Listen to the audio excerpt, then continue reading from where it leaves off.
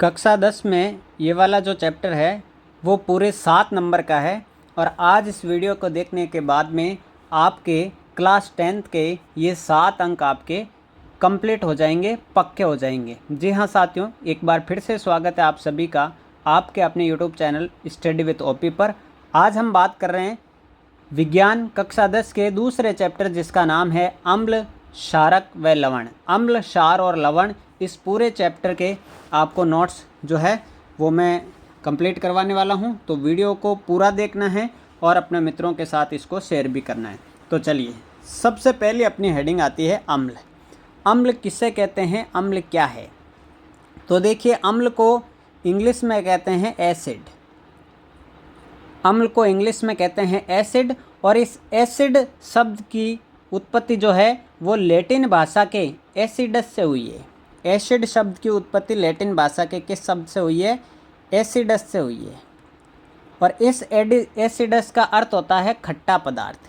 इस एसिडस का क्या अर्थ होता है? खट्टा पदार्थ। तो अम्ल शब्द को इंग्लिश में एसिड कहते हैं और एसिड शब्द की उत्पत्ति लैटिन भाषा के एसिडस से हुई है जिसका अर्थ होता है खट्टा पदार्थ। अब चलते हैं अम्ल की परिभाषा की ओर। अम्ल क्या है? तो वह पदार्थ जो जलीय विलयन में H+ आयन देते हैं अम्ल कहलाते हैं। वे पदार्थ जो जलीय विलयन में H+ आयन देते हैं क्या कहलाते हैं? अम्ल कहलाते हैं। जैसे HCl, जैसे H2SO4, हाइड्रोक्लोरिक अम्ल है, सल्फ्यूरिक अम्ल है, ये सारे अम्लों के उदाहरण हो गए। अब अगली हेडिंग आती है अम्ल के गुण। बड़े इंपॉर्टेंट है, एग्जाम में पूछे जाते हैं। तो अम्ल जो है वो स्वाद में खट्टे होते हैं। पहला गुण क्या हो गया? अम्ल स्वाद में खट्टे होते हैं। दूसरा परिभाषा से बन गया अम्ल जलीय विलयन में H+ आयन देते हैं। तीसरा बड़ा इंपॉर्टेंट, अम्ल नीले लिटमस को लाल कर देते हैं। याद रखिएगा, जो अम्ल है वो नीले लिटमस पत्र को कैसा कर देते हैं? लाल कर देते हैं। याद कैसे रखेंगे? याद रखेंगे एक नाम अनिल। आपको नाम क्या याद रखना है? अनिल। ए से अम्ल, नी से नीले लिटमस पत्र को, ले से लाल कर देते हैं। तो ट्रिक क्या बन गई? अनिल। याद रहेगा। तो अम्लों के गुणों में अम्ल स्वाद में खट्टे होते हैं, जलीय विलयन में H+ आयन देते हैं, अम्ल नीले लिटमस को लाल कर देते हैं। और क्या गुण है? ये फिनोल्फ्थेलिन, ये फिनोल्फ्थेलिन जो है एक सूचक है, अभी आगे आएगी हेडिंग सूचक, तो ये एक संश्लेषित सूचक है। फिनोल्फ्थेलिन को रंगहीन यानी उसके रंग में कोई परिवर्तन नहीं करते हैं। तथा मेथिल ऑरेंज, ये भी एक संश्लेषित सूचक है, मेथिल ऑरेंज को लाल कर देते हैं। तो अभी तक हमने क्या पढ़ा? अभी तक हमने पढ़ा कि अम्ल जो है वो स्वाद में खट्टे होते हैं। देखिए, मैं वापस बता देता हूँ आपको। पहला क्या गुण हो गया? अम्ल स्वाद में खट्टे होते हैं, जलीय विलयन में H+ आयन देते हैं, नीले लिटमस पत्र को लाल, फिनोल्फ्थेलिन को रंगहीन और मेथिल ऑरेंज को लाल कर देते हैं। ये हो गए अम्लों के गुण। अब बढ़ते हैं क्षार। वे पदार्थ जो जलीय विलयन में OH- आयन देते हैं, OH- आयन देते हैं, क्या कहलाते हैं? क्षार कहलाते हैं। जैसे NaOH, इसका नाम है sodium hydroxide, KOH, potassium hydroxide, ये सारे क्षार के उदाहरण हैं। अब आते हैं क्षारों के गुण। क्षारों के गुण जैसे अम्लों के गुण थे। तो पहला है ये स्वाद में कड़वे होते हैं। क्षार जो है वो स्वाद में कैसे होते हैं? कड़वे होते हैं, छूने पर साबुन जैसे लगते हैं। दूसरा बड़ा इंपॉर्टेंट परिभाषा से यह है जलीय विलयन में OH- आयन देते हैं। और तीसरा हो गया क्षार लाल लिटमस पत्र को नीला। देखिए, अम्ल नीले को लाल कर रहा था, लेकिन जो क्षार है वो क्या कर रहा है? लाल लिटमस पत्र को कैसा कर रहा है? नीला कर रहा है। याद रखिएगा, अनिल ट्रिक बताई थी वो अम्ल के लिए, आप याद रखेंगे। फिनोल्फ्थेलिन को गुलाबी तथा मेथिल ऑरेंज को पीला कर देता है। ये हो गए क्षारों के गुण। देखिए, यहाँ पर नोट लिखा हुआ है, जल में घुलनशील क्षारक ही क्षार कहलाते हैं। अब दो टर्म आएगी, एक तो आएगा क्षारक, पाठ में लिखा हुआ है आपके, एक आया है क्षार। तो क्षार क्या होंगे? क्षार क्या होंगे? जो क्षारक जल में घुल जाएंगे, जल में घुलनशील होंगे, वो क्या कहलाएंगे? क्षार कहलाएंगे। चलिए अब नेक्स्ट हेडिंग आती है सूचक। हेडिंग क्या अपनी? सूचक, इंडिकेटर्स। सूचक किसे कहते हैं? तो देखिए ऐसे पदार्थ जो विलयन में अम्ल एवं क्षार की उपस्थिति या तो रंग द्वारा या गंध द्वारा बताते हैं, क्षार सूचक कहलाते हैं। ऐसे पदार्थ जो विलयन में अम्ल एवं क्षार की उपस्थिति रंग या गंध द्वारा बताते हैं, सूचक कहलाते हैं, इंडिकेटर्स कहलाते हैं। एक टेबल सारणी बनी हुई है, इसको ध्यान से समझेंगे तो देखिए एक तरफ हमने सूचक लिखा है, एक तरफ अम्लीय माध्यम में उसका रंग कैसा हो जाता है, उदासीन में कैसा रहता है और क्षारीय में कैसा हो जाता है। तो लिटमस पत्र की अभी हम प्रकृति पढ़ के आए हैं। लिटमस जो है वो अम्लीय माध्यम में कैसा हो जाता है, लाल हो जाता है। नीले लिटमस को लाल करता है, आपको पता है ना। और उदासीन में बैंगनी रहता है और क्षारीय माध्यम में लाल कैसा हो जाता है, नीला हो जाता है। फिनोल्फ्थेलिन अभी हमने पढ़ा रंगहीन अम्लीय में, और यहाँ गुलाबी और उदासीन में भी रंगहीन रहता है, याद रखना है। मेथिल ऑरेंज हमने पढ़ा लाल हो जाता है, नारंगी हो जाता है और पीला हो जाता है। तो ये सारणी यहाँ पर सूचकों के कार्य को बता रही है। अब सूचक भी 2-3 प्रकार के होते हैं। तो सबसे पहली हेडिंग आई है गंधीय सूचक। नाम से ही पता चल रहा है, गंधीय का मतलब गंध से पहचान करेंगे। ऐसे पदार्थ जिनकी गंध अम्लीय या क्षारीय माध्यम में बदल जाती है, गंधीय सूचक कहलाते हैं। गंधीय सूचक के एग्जाम्पल बड़े इंपॉर्टेंट है, इनको याद रखिएगा, ये सीधे एग्जाम में आते हैं। जैसे हो गया प्याज, एग्जाम्पल में पहला क्या है, प्याज। जैसे हल्दी, ये भी गंधीय सूचक का है। वेनिला, ये भी गंधीय सूचक का है। तो गंधीय सूचक के उदाहरण कौन कौन से हो गए? प्याज हो गया, हल्दी हो गई और वेनिला हो गया। अब है संश्लेषित सूचक। ऐसे सूचक जो मानव द्वारा निर्मित है, उनके एग्जाम्पल एग्जाम में पूछे जाते हैं। तो एक याद रखिएगा फिनोल्फ्थेलिन और एक याद रखिएगा मेथिल ऑरेंज। फिनोल्फ्थेलिन और मेथिल ऑरेंज। प्राकृतिक सूचक, वे सूचक जो प्रकृति द्वारा प्राप्त है, जिसमें आ जाएगा आपके हल्दी और आ जाएगा लिटमस पत्थर, लाल पत्ता गोभी, हाइड्रेजिया, पिटूनिया व जेरानियम के फूलों की पंखुड़ियाँ। ये आपके सीधा का सीधा एनसीईआरटी में लिखा हुआ है। एनसीईआरटी की कोई भी लाइन हम नहीं छोड़ रहे हैं, एनसीईआरटी बड़ी इंपॉर्टेंट है और वहाँ से सीधे आपके सवाल बन जाते हैं पैराग्राफ से। तो ये सीधे सीधे लिखे हुए हैं, याद रखिएगा प्राकृतिक सूचक में। बढ़े आगे, अब हम अम्लों के रासायनिक गुण पढ़ते हैं। अम्ल और क्षारों के हम पढ़ेंगे रासायनिक गुणधर्म, यानी कि अभिक्रिया किस प्रकार से करते हैं। तो पहली हेडिंग आई है अम्लों की धातुओं के साथ अभिक्रिया।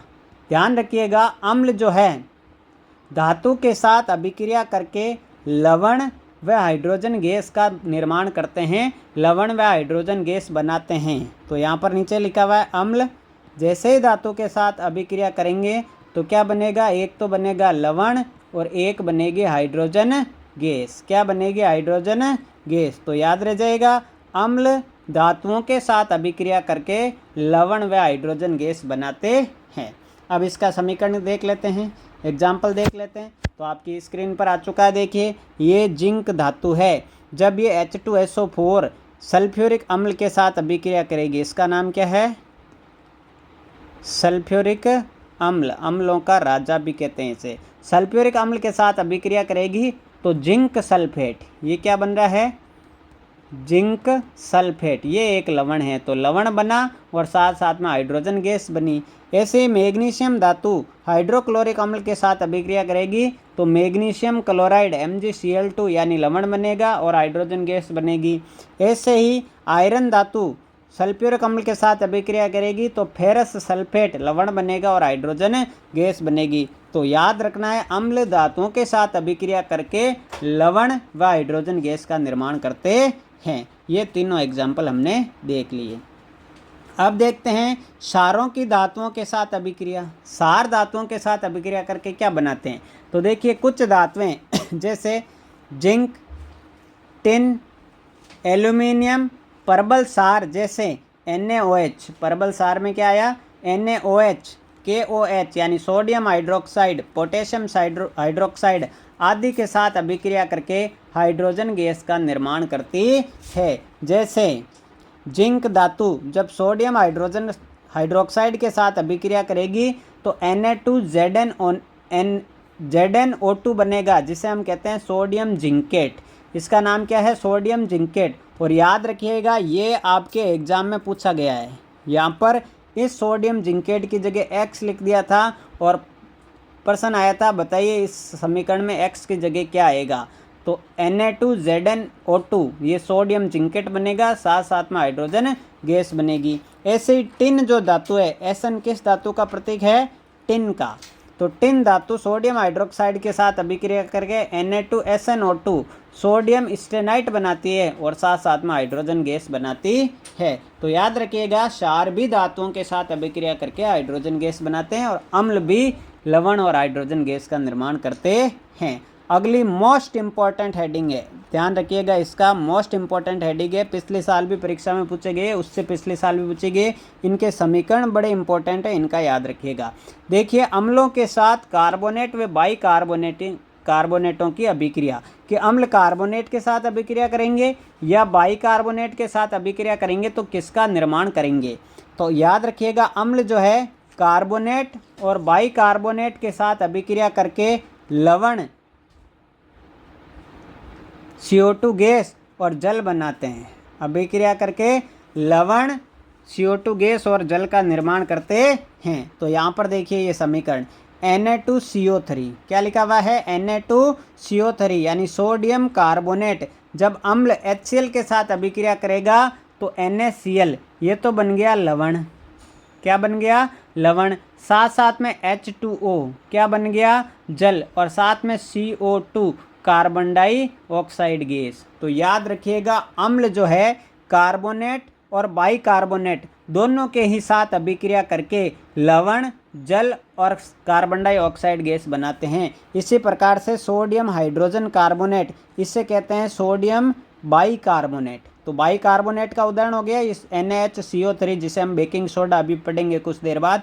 HCl अम्ल के साथ अभिक्रिया करेगा तो लवण NaCl, H2O और CO2 गैस बनेगी। तो ये बड़ी इंपॉर्टेंट हेडिंग है, याद रखिएगा।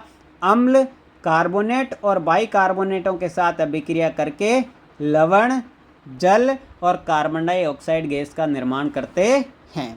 चलिए आगे बढ़ते हैं। नेक्स्ट इम्पॉर्टेंट जो अभिक्रिया है वो है उदासीनीकरण अभिक्रिया, न्यूट्रलाइजेशन रिएक्शन। क्या कहते हैं?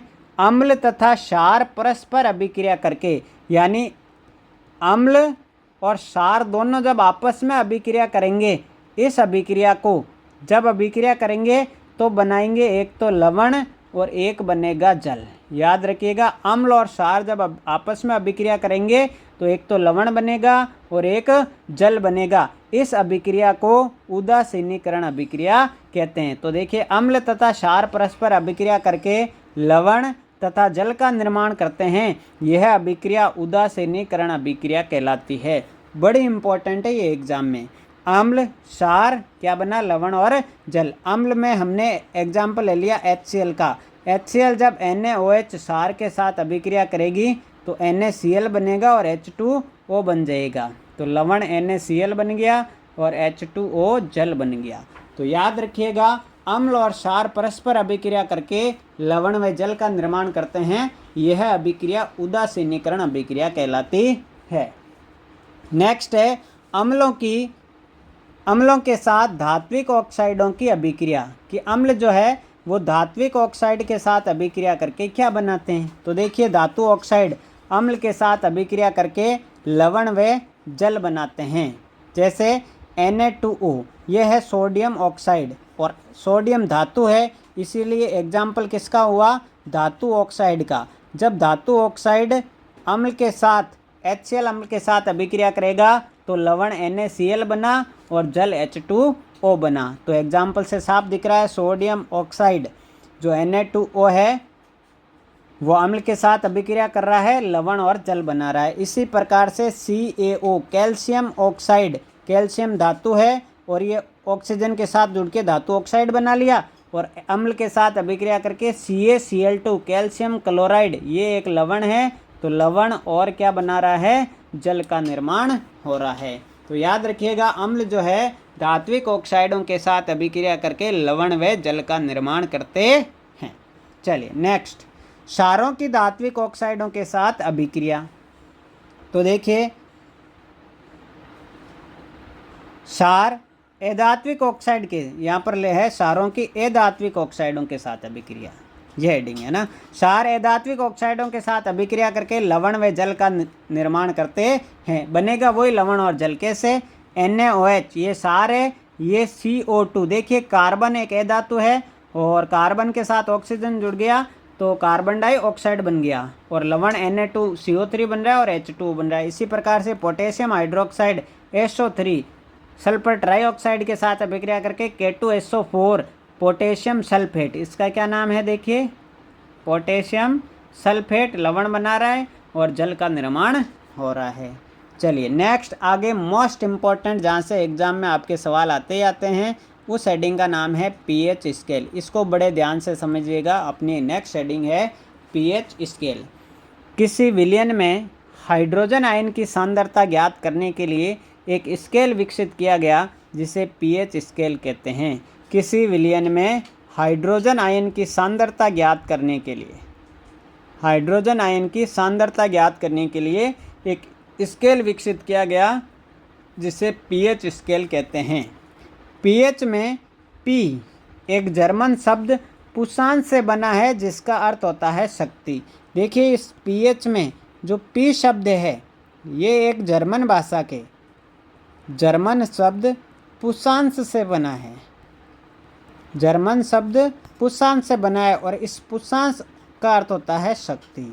क्या होता है? शक्ति। pH स्केल का निर्माण जो है वो सोरेनसन नामक वैज्ञानिक ने किया, ये भी याद रखना आपको ना। pH स्केल का निर्माण किसने किया या pH स्केल किसने दी? तो सोरेनसन ने। अब pH स्केल है क्या? देखिए इस स्केल पर, ये स्केल आपको दिख रही है यहाँ पर आकृति में, इस स्केल पर यहाँ से यहाँ तक जो है ये एक स्केल है। यहाँ लिखा हुआ है इसके 0 और यहाँ लिखा हुआ है इसके 14। क्या लिखा हुआ भाई? यहाँ तो लिखा हुआ है 14 और यहाँ लिखा हुआ है 0। अब देखिए यहाँ जैसे जैसे आगे बढ़ेंगे 0 1 2 3 4 5 6, ठीक बीच में लिखा हुआ है इसके 7 और यहाँ से 8 9 10 11 12 13 14। अब क्या है, 0 से 7 तक यदि किसी पदार्थ का pH है तो वो होता है अम्लीय। कैसी प्रकृति का होता है?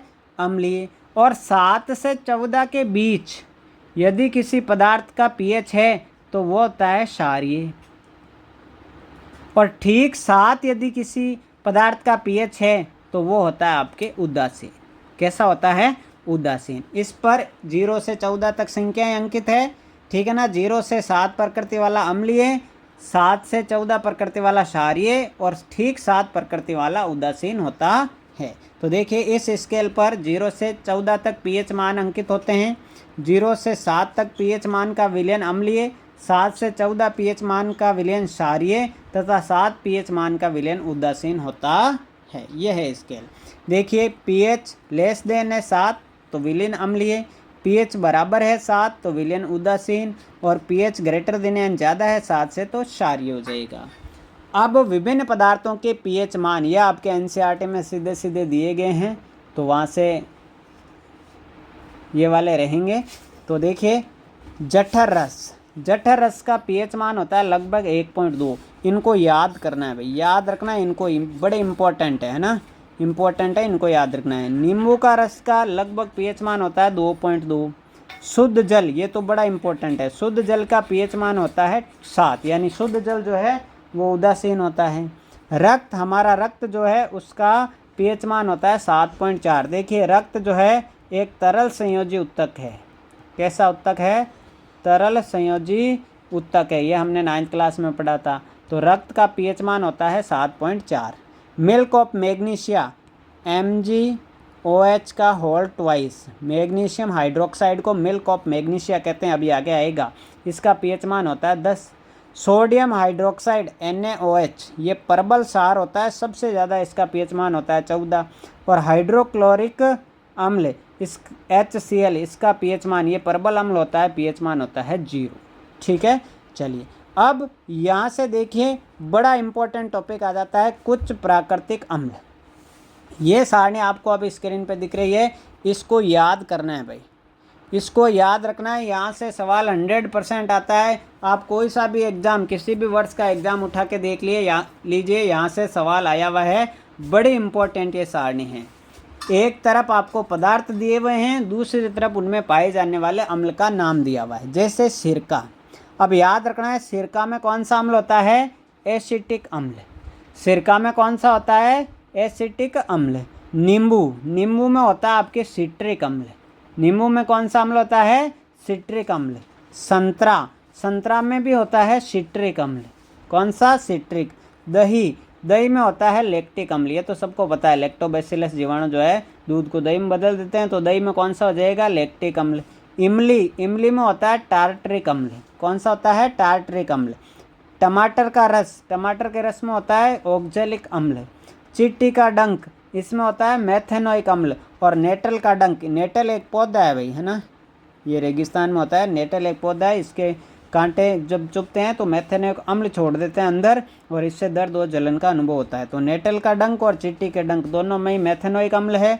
संतरा और नींबू दोनों में सिट्रिक अम्ल है। अब याद क्या करना है? सिरका एसिटिक अम्ल, दही लैक्टिक अम्ल, इमली टार्टरिक अम्ल और टमाटर का रस ऑक्जेलिक अम्ल। यहाँ से जो है 100% प्रश्न हर बार पूछा गया है। इस टेबल को आप अच्छे से याद कर लें, ठीक है। चलिए आगे बढ़ते हैं।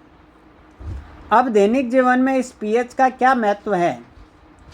तो हमारे दैनिक जीवन में पीएच स्केल का महत्व, पहला महत्व क्या दे रखा है देखिए, हमारा जो शरीर है 7.0 से लेकर 7.8 पीएच परास के बीच कार्य करता है। दूसरा क्या है? हमारा उदर यानी कि पेट हाइड्रोक्लोरिक अम्ल HCl उत्पन्न करता है। यह अम्ल भोजन के साथ पाचन में सहायता करता है, भोजन के पाचन में सहायता करता है। अपच होने पर हमारे उदर में अत्यधिक मात्रा में HCl अम्ल उत्पन्न होता है, जिससे पेट दर्द व जलन का अनुभव होता है। इससे बचाव के लिए एंटासिड का उपयोग किया जाता है। जैसे एंटासिड का मतलब आप इनो वगैरह पीते हैं, वो एंटासिड कौन कौन से हो गए? जैसे मिल्क ऑफ मैग्नीशिया MgOH का होल ट्वाइस। अब मैं आपको बताता हूँ ये कहानी क्या है पूरी। देखिए, हमारा जो उदर है, हमारा जो पेट है साथियों, वो बनाता है HCl अम्ल। क्या बनाता है? हमारा पेट जो है वो HCl अम्ल बनाता है। और ये कई बार हम जो है ज़्यादा खाना खा लेते हैं तो हमारे शरीर पेट में हो जाती है अपच, एसिडिटी। तो इस में क्या होगा? ये जो HCl अम्ल है ये ज़्यादा मात्रा में उत्पन्न हो जाएगा, जिससे हमारे पेट में दर्द और जलन का अनुभव होगा। इससे छुटकारा पाने के लिए एंटासिड का प्रयोग किया जाता है, इनो वगैरह जैसे अजवाइन वगैरह ना। तो एंटासिड में उदाहरण क्या है? मिल्क ऑफ मैग्नीशिया MgOH का होल ट्वाइस। याद रखिएगा, बड़ा इंपॉर्टेंट है। तीसरा इंपॉर्टेंस इसका हो गया, यदि वर्षा के जल का पीएच मान 5.6 से कम हो जाए, याद रखना पीएच मान 5.6 से कम हो जाए, अभी 5.5 भी आएगा, दोनों में कंफ्यूज नहीं होना है। जब बरसात के जल का पीएच मान 5.6 से कम हो जाता है तो ऐसी वर्षा को हम अम्लीय वर्षा कहते हैं। कौन सी वर्षा कहते हैं? अम्लीय वर्षा कहते हैं। और अम्लीय वर्षा जो है फसलों और इमारतों को हानि पहुंचाती है। और आपको पता है कि ताजमहल सफ़ेद रंग का था, ताजमहल का रंग पीला पड़ने का कारण है कौन सी वर्षा? अम्लीय वर्षा। कौन सी वर्षा है? अम्लीय वर्षा। तो तीसरा इंपॉर्टेंस हो गया अम्लीय वर्षा। अगला है दंतशय। क्या है भाई? दंतशय। तो देखिए, मुंह के पीएच का मान 5.5 से कम होने पर, देखिए अम्लीय वर्षा में 5.6 है, दंतशय में 5.5 है, याद रखिएगा। मुंह के पीएच का मान 5.5 से कम होने पर दांतों का इनेमल संसारित होने लगता है। दांतों के जो ऊपर का जो आवरण है वो, दांतों का इनेमल जो है कैल्शियम फास्फेट से बना होता है। हमारे दांत किससे बने हैं भाई? कैल्शियम फास्फेट से, ठीक है ना। जो हमारे शरीर का सबसे कठोर पदार्थ है, हमारे शरीर का सबसे कठोर पदार्थ पूछ ले तो दांतों का इनेमल आवरण। मुंह में उपस्थित बैक्टीरिया भोजन के अवशिष्ट करके निम्नीकरण करके अम्ल उत्पन्न करते हैं। भोजन के बाद मुंह साफ करके दंतशय को रोका जा सकता है। जब हम खाना खाते हैं तो भोजन के कण हमारे दांतों में फंस जाते हैं और उसमें उपस्थित बैक्टीरिया जो है वो बैक्टीरिया के कारण जो है दांतों का इनेमल जो है वो घिसने लगता है, क्योंकि उस समय मुंह का पीएच मान 5.5 से कम हो जाता है। तो मुंह साफ करके, भोजन के बाद मुंह साफ करके दंतशय को रोका जा सकता है। चलिए अगला है नेटल। अभी मैंने कहा नेटल हो या मधुमक्खी हो का डंक एक अम्ल उत्पन्न करता है, जिसके कारण दर्द व जलन का अनुभव होता है। मारे गए डंक पर दुर्बल क्षारक जैसे baking soda, NaHCO3, sodium hydrogen carbonate का उपयोग करके आराम मिल सकता है। ठीक है ना। चलिए अब अम्ल क्षार की चर्चा हो गई है। नेक्स्ट अंतिम टॉपिक है अपना लवण का। जब अम्ल व क्षार परस्पर अभिक्रिया करते हैं तो लवण व जल का निर्माण करते हैं। यह हम उदासीनीकरण अभिक्रिया में पढ़ चुके हैं। लवण 3 प्रकार के होते हैं। उदासीन लवण, अम्लीय और क्षारीय, अभी हमने पढ़ा था। उदासीन का मतलब क्या है? पीएच मान क्या होगा भाई? 7 होगा। तो प्रबल अम्ल एवं प्रबल क्षार के लवण का पीएच मान 7 होता है, उदासीन लवण कहलाते हैं। प्रबल तो उसमें अम्ल होगा, प्रबल क्या होगा? क्षार होगा। जैसे NaCl, KCl, sodium chloride, potassium chloride आदि। अम्लीय लवण, इसमें प्रबल तो अम्ल होगा और दुर्बल क्षार दुर्बल होगा। अम्लीय है तो प्रबल अम्ल, तो प्रबल अम्ल और दुर्बल क्षार के लवण का पीएच मान 7 से कम होता है, इसलिए इसे अम्लीय लवण कहते हैं। जैसे NaHSO4। अगला है क्षारीय लवण। क्षारीय है तो प्रबल तो क्षार होगा और दुर्बल अम्ल होगा। तो प्रबल क्षार एवं दुर्बल अम्ल के लवण का पीएच मान 7 से अधिक होता है, यह क्षारीय लवण कहलाता है। जैसे CaOHCl। अब आ गया दैनिक जीवन में उपयोगी रसायन। मोस्ट इंपॉर्टेंट हेडिंग है, यहाँ से भी प्रश्न निबंधात्मक पूछा गया है, पूछा जा सकता है, याद रखना है। पहला है सोडियम हाइड्रोक्साइड, जिसे हम कास्टिक सोडा कहते हैं। इसका सूत्र होता है NaOH। अब इनमें याद क्या रखना है? हम 4-5 रसायन पढ़ने वाले हैं। इन 4-5 रसायन की आपको क्या क्या याद रखनी है? इनमें याद क्या रखना है? इनमें एक तो बनाने की विधि याद रखनी है, बनाने की विधि कि इनको कैसे बनाते हैं, और एक आपको इनका सूत्र याद रखना है।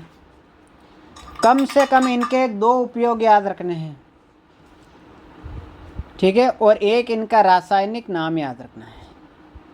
कितनी चीज़ें याद रखनी है? देखिए, बनाने की विधि, इनका सूत्र, कम से कम 2 उपयोग और रासायनिक नाम। ये सारी चीज़ें आपको डिटेल से याद रखनी है, तभी आपका निबंधात्मक सवाल सही होगा। देखिए पहला है सोडियम हाइड्रोक्साइड, जिसे हम कास्टिक सोडा कहते हैं।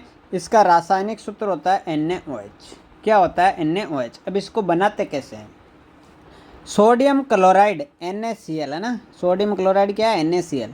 सोडियम क्लोराइड के जलीय विलयन में विद्युत धारा प्रवाहित करने पर यह वियोजित होकर सोडियम हाइड्रोक्साइड बनाता है। साथ ही क्लोरीन गैस और हाइड्रोजन गैस का निर्माण होता है। इस अभिक्रिया को क्लोर क्षार अभिक्रिया या क्लोर क्षार प्रक्रिया कहते हैं। मोस्ट इम्पोर्टेंट, अभी पिछले साल परीक्षा में आया, क्लोर क्षार प्रक्रिया को समझाइए, या क्लोर क्षार प्रक्रिया किसे कहते हैं? तो सोडियम क्लोराइड के जलीय विलयन में विद्युत धारा प्रवाहित करने पर यह वियोजित होकर सोडियम हाइड्रोक्साइड बनाता है। साथ ही क्लोरीन गैस और हाइड्रोजन गैस का निर्माण होता है। यह प्रक्रिया क्लोर क्षार प्रक्रिया कहलाती है। कैसे? जैसे हम सोडियम क्लोराइड के जलीय विलयन में विद्युत धारा प्रवाहित करेंगे, तब एक तो बनेगा सोडियम हाइड्रोक्साइड और एक बनेगी क्लोरीन गैस और एक बनेगी हाइड्रोजन गैस। याद रहेगा, सोडियम क्लोराइड के जलीय विलयन में विद्युत प्रवाहित करने पर यह सोडियम हाइड्रोक्साइड, क्लोरीन और हाइड्रोजन गैस का निर्माण करते हैं। और ये पूरा का पूरा जो प्रोसेस है वो क्या कहलाता है? क्लोर क्षार प्रक्रिया। क्या कहलाती है? क्लोर क्षार प्रक्रिया। Most important. चलिए अब देखिए इसमें जो क्लोर क्षार प्रक्रिया के उत्पाद कौन कौन से हैं, तो यहाँ पर आपको पता है, एक तो बन रही थी क्लोरीन गैस। कौन सी गैस बन रही थी? क्लोरीन। यहाँ देखिए, एक तो क्लोरीन गैस बनेगी। तो इस क्लोरीन गैस के उपयोग कभी कभी हमसे पूछे जा सकते हैं। तो जल की स्वच्छता में किया जाता है, स्विमिंग पूल में डाली जाती है। पीवीसी का पूरा नाम पूछे तो पॉलीवाइनिल क्लोराइड याद रखना है। रोगाणुनाशक के रूप में CFC क्लोरोफ्लोरोकार्बन इनके कीटनाशक के रूप में इसका उपयोग किया जाता है। और क्या बन रही है? Hydrogen gas. क्या बनती है? हाइड्रोजन। तो इनका ईंधन के रूप में, मार्गरीन के रूप में इनका उपयोग किया जाता है। और आपको पता है NaOH का उपयोग कहाँ कहाँ किया जाता है? NaOH सोडियम हाइड्रोक्साइड के उपयोग जो है वो धातुओं से ग्रीस हटाने में, साबुन और अपमार्जक बनाने में, साबुन व अपमार्जक बनाने में, है ना। और कृत्रिम फाइबर के रूप में भी इसका उपयोग किया जाता है। तो ये इसका डायग्राम हो गया। अब मोस्ट इम्पॉर्टेंट अगला नाम है विरंजक चूर्ण। दूसरा क्या है महत्वपूर्ण रसायन? विरंजक चूर्ण, जिसे हम ब्लीचिंग पाउडर कहते हैं। इसका रासायनिक नाम याद रखिएगा, कैल्शियम ऑक्सीक्लोराइड। क्या है? Calcium oxychloride. इसका सूत्र होता है CaOCl2। इसका सूत्र क्या होता है? CaOCl2। याद रहेगा, कैल्शियम ऑक्सीक्लोराइड, रासायनिक नाम CaOCl2। अब देखिए बनाते कैसे हैं, इसके बनने की विधि क्या है, कैसे ये बनता है। तो शुष्क बुझा हुआ चूना, पहले पार्ट में पढ़ा था, याद रखिए। बुझा हुआ चूना का सूत्र CaOH का होल ट्वाइस कैल्शियम हाइड्रोक्साइड। शुष्क बुझा हुआ चूना कैल्शियम हाइड्रोक्साइड के साथ क्लोरीन की अभिक्रिया से विरंजक चूर्ण का निर्माण होता है। जैसे हम कैल्शियम हाइड्रोक्साइड में क्लोरीन गैस के साथ अभिक्रिया करवाएंगे तो क्या बनेगा? कैल्शियम ऑक्सीक्लोराइड यानी विरंजक चूर्ण। और क्या बनेगा? जल बनेगा। अब विरंजक चूर्ण के उपयोग बड़े इंपॉर्टेंट है। पहला तो बहुत ही ज़्यादा इंपॉर्टेंट है, पीने वाले जल को जीवाणुओं से मुक्त करने में। दूसरा है वस्त्र उद्योग में सूती एवं लिनेन के विरंजन में। अगला है कई रासायनिक उद्योगों में उपचायक के रूप में। तो ये हो गए विरंजक चूर्ण के उपयोग। चलिए नेक्स्ट एक और देख लीजिए, प्रयोगशाला में अभिकर्मक के रूप में। किसी का उपयोग नहीं हो तो ये किसी में भी आप चिपका सकते हैं, कोई दिक्कत नहीं है। नेक्स्ट अगला जो रसायन है महत्वपूर्ण, वो हम पढ़ रहे हैं सोडियम हाइड्रोजन कार्बोनेट यानी कि बेकिंग सोडा। इसे हम खाने का सोडा कहते हैं। बेकिंग सोडा को खाने का सोडा बोला जाता है। इसका रासायनिक सूत्र होता है NaHCO3। इसे हम सोडियम हाइड्रोजन कार्बोनेट कह सकते हैं या सोडियम बाइकार्बोनेट कह सकते हैं। ये पहले भी अभी आया था इसी पार्ट में ना, मैंने कहा इसको आगे पढ़ेंगे। देखिए कैसे बनता है। सोडियम क्लोराइड के साथ कच्चे पदार्थों का उपयोग करके बेकिंग सोडा का निर्माण किया जाता है। ये सोडियम क्लोराइड, ये सारे जल, कार्बन डाइऑक्साइड, अमोनिया, NH3 किसका सूत्र है? अमोनिया का। ये कच्चे पदार्थ के रूप में उपयोग हो रहे हैं। कच्चे पदार्थों के साथ सोडियम क्लोराइड का उपयोग करके क्या बन जाएगा? NaHCO3, sodium hydrogen carbonate. It means baking soda, खाने का सोडा। अब इसके उपयोग देख लीजिए। जब खाने का सोडा है तो पहला उपयोग देखिए, रसोई घर में स्वादिष्ट खस्ता पकोड़े बनाने में। अगला है बेकिंग पाउडर बनाने में। अगला है एंटासिड के रूप में। अभी हमने देखा दुर्बल सार NaHCO3 का उपयोग करके राहत पा सकते हैं जब अपच हो जाती है, पढ़ा ना pH स्केल के महत्व में। तो एंटासिड के रूप में पेट की अम्लता दूर करने में। अगला है इसका उपयोग सोडा अम्ल अग्निशामक के रूप में भी किया जाता है। अब खाने का सोडा हो गया। अगला है दावन सोडा, जिसे हम कहेंगे धोने का सोडा। चलिए इसका रासायनिक सूत्र देखिए। रासायनिक सूत्र होता है Na2CO3.10H2O। ये 10H2 जो है, H2O जो है, इसे हम कहेंगे क्रिस्टलन जल। तो याद रखना है, लवण के इकाई सूत्र में जुड़े हुए जल के अणु ही क्रिस्टलन जल के अणु कहलाते हैं। अभी परिभाषा भी आएगी। रासायनिक नाम है सोडियम कार्बोनेट। Na2CO3 का मतलब सोडियम कार्बोनेट। अब कैसे बनाएंगे? बेकिंग सोडा को गर्म करने पर यह सोडियम कार्बोनेट में बदल जाता है और इसके पुनः क्रिस्टलीकरण से धोने का सोडा प्राप्त होता है। तो देखिए सोडियम कार्बोनेट के जब क्रिस्टलीकरण और होगा तो ये जल के अणु चिपक जाएंगे, इसे हम कहेंगे धोने का सोडा। इसके उपयोग देख लीजिए, बड़े इंपॉर्टेंट है। पहला तो बहुत ज़्यादा इंपॉर्टेंट है, पहला इम्पोर्टेंट कैसे है, जल की स्थायी कठोरता दूर करने में।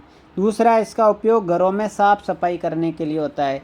इसका उपयोग कांच, साबुन और कागज़ उद्योग में होता है। इसका उपयोग बोरेक्स जैसे सोडियम यौगिक के उत्पाद के रूप में किया जाता है। चलिए नेक्स्ट और अंतिम हेडिंग इस चैप्टर के आपके है plaster of Paris, POP, plaster of Paris. रासायनिक सूत्र है CaSO4.12H2O। सूत्र क्या है, CaSO4.12H2O। प्लास्टर ऑफ पेरिस का सूत्र क्या है, CaSO4.12H2O। रासायनिक नाम इसका है कैल्शियम सल्फेट अर्ध हाइड्रेट। आधा है ना जल का अणु, इसलिए अर्ध हाइड्रेट बोला है। कैल्शियम सल्फेट तो ये है ही है, और आधा जल है तो अर्ध हाइड्रेट बोल दिया। बनता कैसे है, जिप्सम। जिप्सम का भी सूत्र याद रखिएगा, जिप्सम का सूत्र एग्जाम में पूछ लिया गया है। क्या होता है, CaSO4.2H2O। क्या होता है, यहाँ लिखता हूँ मैं CaSO4.2H2O। ये है जिप्सम। क्या है भाई, ये जिप्सम। तो जिप्सम को 373 डिग्री ताप पर, केल्विन ताप पर गर्म करने पर यह जल के अणुओं का त्याग करके कैल्शियम सल्फेट अर्ध हाइड्रेट का निर्माण करता है, जिसे प्लास्टर ऑफ पेरिस कहते हैं। ये देखिए आपकी अभिक्रिया, ये है जिप्सम। जिप्सम को जब 373 डिग्री केल्विन ताप पर गर्म करेंगे तो ये जल के अणुओं का त्याग करके आधा जल का अणु बचेगा। ये तो हो गया प्लास्टर ऑफ पेरिस, और ये 1.5 जल का अणु यहाँ से निकल गया। अब है प्लास्टर ऑफ पेरिस के उपयोग। आपने देखा होगा डॉक्टर द्वारा टूटी हुई हड्डियों को जोड़ने में हड्डियों के ऊपर प्लास्टर चढ़ाया जाता है, तो वो इसका उपयोग हो गया। खिलौने बनाने में भी इसका उपयोग किया जाता है, और सजावटी सामान के निर्माण में भी प्लास्टर ऑफ पेरिस का उपयोग किया जाता है। चलिए अब क्रिस्टलन जल की अभी मैंने बात की थी, तो लवण के एक सूत्र इकाई में जल के निश्चित अणुओं की संख्या को क्रिस्टलन जल कहा जाता है। जैसे अभी हमने Na2CO3.10H2O में देखा था, जैसे अभी प्लास्टर ऑफ पेरिस में आधा H2O देखा है। तो मेरे प्यारे विद्यार्थियों, ये था आज आपका जो है चैप्टर नंबर 2। आपको कैसा लगा, इम्पोर्टेंट लगा कि नहीं लगा, पसंद आपको आया होगा, और यदि पसंद आया है तो वीडियो को लाइक और शेयर कर दीजिए। चैनल पे नए हैं आप लोग तो चैनल को सब्सक्राइब ज़रूर कर दीजिएगा। आपको हमारी क्लासें कैसी लग रही है कमेंट बॉक्स में कमेंट आपको करना है। दूसरे पार्ट में आपको जितना मैटर मैंने अभी पढ़ाया है नोट्स के रूप में, आपको ये नोट्स चाहिए तो आप कमेंट बॉक्स में कमेंट कर दीजिएगा, आपको नोट्स भी प्रोवाइड करवा दिए जाएंगे। तो अम्ल और क्षार और लवण वाले पार्ट का अब आपको बढ़िया से रिवीजन करना है। नोट्स बहुत शानदार बने हुए हैं, और मैंने आपको ये पूरे के पूरे दूसरे पार्ट के नोट्स पढ़ा दिए गए हैं। अब आप पिछले साल के आए हुए क्वेश्चन देखेंगे तो इन नोट्सों में से कोई भी क्वेश्चन बाहर नहीं है। इसका मतलब यदि आप इतना पढ़ लेते हैं तो आपके 7 नंबर का ये जो चैप्टर आज हमने पढ़ा है नोट्सों के माध्यम से, वो आपका कवर हो जाएगा। तो मिलते हैं प्यारे विद्यार्थियों अगली कक्षा में अगले वीडियो के साथ में। तब तक के लिए जय हिंद, जय भारत, थैंक यू।